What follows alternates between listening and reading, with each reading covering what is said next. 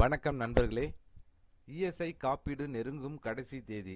தொழிலாளர்களுக்கு முக்கிய தகவல், உடனே பதிவு செய்யவும். அது என்னங்கிறத இந்த வீடியோவில் முழுவதும் பார்க்கலாம். அதுக்கு முன்னாடி நம்ம சேனலை இதுவரைக்கும் சப்ஸ்கிரைப் பண்ணலன்னா சப்ஸ்கிரைப் பண்ணி வச்சுக்கோங்க. அப்படியே பக்கத்தில் உள்ள பெல் பட்டனை மறக்காமல் ப்ரெஸ் பண்ணிக்கோங்க.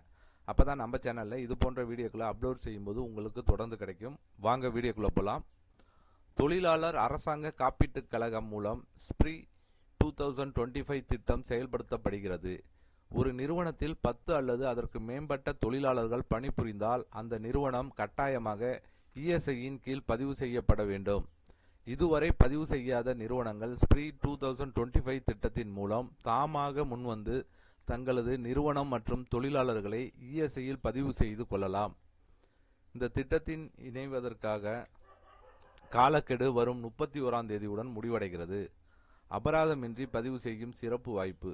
ஸ்ப்ரீ 2025 திட்டத்தின் கீழ் பதிவு செய்யும் நிறுவனங்களுக்கு பதிவு செய்வதற்கு முந்தைய காலத்திற்கான எந்தவிதமான சந்தா தொகையும் அபராதமும் அல்லது பதிவு செய்யாததற்கான சட்ட நடவடிக்கையும் இல்லை. இதன் மூலம் இஎஸ்ஐ சட்டத்தின் கீழ் சமூக பாதுகாப்பு மேலும் விரிவுபடுத்தப்படுகிறது.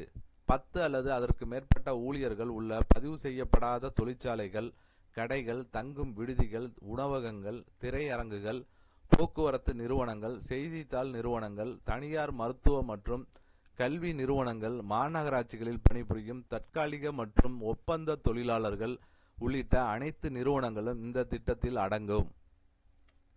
இஎஸ்ஐ திட்டத்தின் முக்கிய மருத்துவ மற்றும் நல பயன்கள்.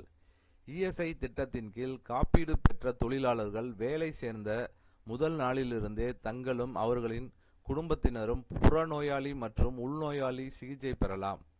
நோய் விடுப்பு காலத்தில் ஒரு ஆண்டிற்கு அதிகபட்சமாக 91 நாட்கள் வரை சராசரி ஊதியத்தின் 70% வழங்கப்படுகிறது.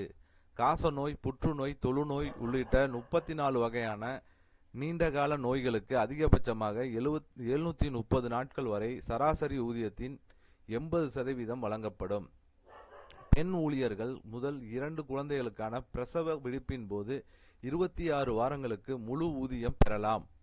விபத்து, ஊனம் மற்றும் குடும்பத்தாருக்கான பாதுகாப்பு.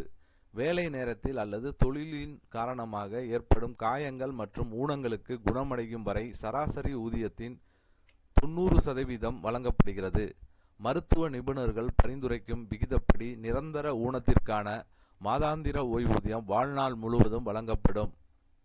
வேலை காரணமாக காப்பீடு பெற்ற ஊழியர்களுக்கு மரணம் ஏற்பட்டால் அவரது குடும்பத்தாருக்கு சராசரி ஊதியத்தின் 90% வரை மாதந்தோறும் ஓய்வூதியமாக வழங்கப்படும்.